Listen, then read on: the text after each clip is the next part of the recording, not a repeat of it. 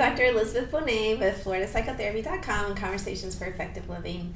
I'm recording at home today because my yoga stuff in the background, and Eva's back there too. Hello, Eva. So I'm going to talk about goal setting today, and I really tried to make a short video about goal setting, and it's pretty much impossible for me, okay? It's really hard to get under 2 minutes.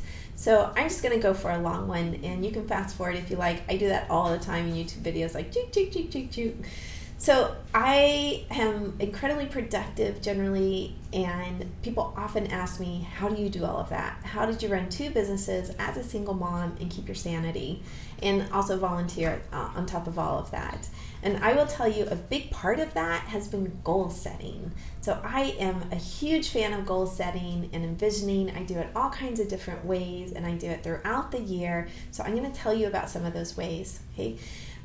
First off, I have a art journal, and in that art journal, I often will do a vision sort of artistically, and I got this idea from a friend who had a vision journal, and she would do it in a journal versus just one piece of paper, which people often talk about a vision board that they'll put up on the bulletin board. Instead, I have a vision journal. So that's one thing I do, and I do that maybe once or twice a year. The other thing I do is I often set goals on my birthday, and I set goals for as many years as I am. So yeah, I'm getting up there in my goals, okay? 40 something goals last year and this year. And people, again, will ask me, how do you set 40 something goals? That's impossible. And I think, nope, it's not impossible. The trick to that is to break them down. So let's say I have a goal of redoing the bathroom. So it's not just redoing the bathroom. It is look on Pinterest and find bathrooms that I love. Goal number 2 would be decide on a design. Pick the, vanity, whatever it's called. Pick new tile. Pick the paint. Call a contractor or call a handyman and find someone to help me do this. Get 3 quotes. Pick one.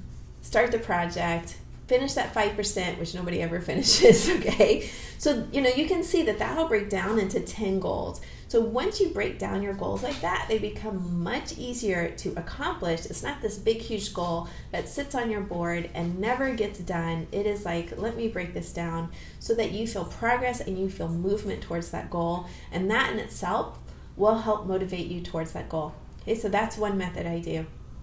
The other one I do is that I set goals for 6 months, a year, 2 years, and 5 years.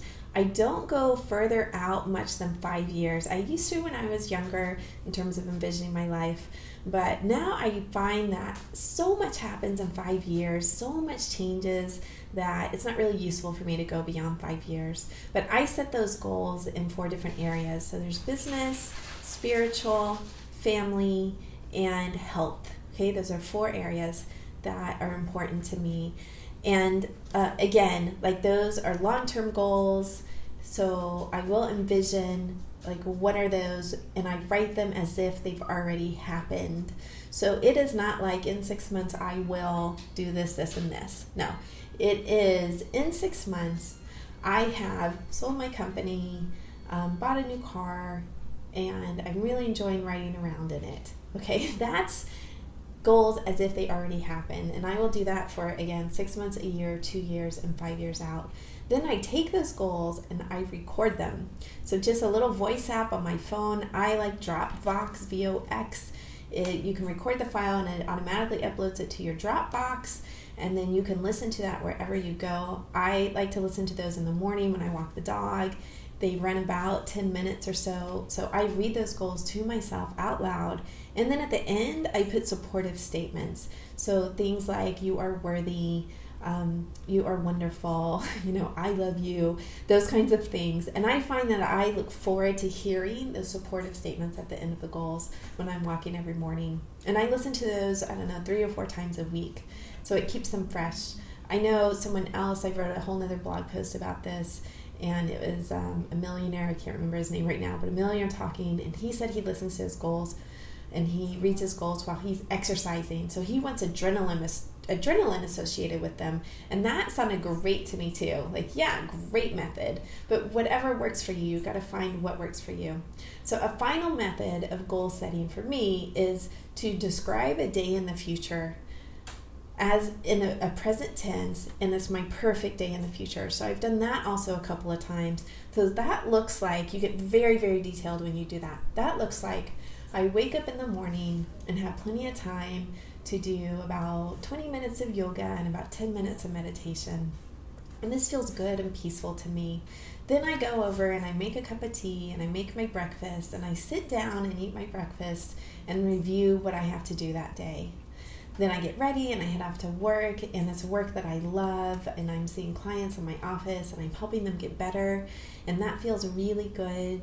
And then after that, I pick up the girls from school and I come home. So it goes on and on and on like that. And you're really describing the perfect day. You can even describe your office setting and the sunlight pouring in. You can get as detailed as you like on that. So those are a couple of different ways of goal setting. I really encourage you to do that. It is so helpful for your life and for your loved ones if you set those goals in all kinds of different areas. And if you have any questions, you can give me an email. I'll be happy to answer them. There's also a free goal setting primer on my website. You don't even have to subscribe to my newsletter. I know it's a miracle, but you don't. You can just go and download it, and it will help you set those goals. Okay? Have a wonderful day.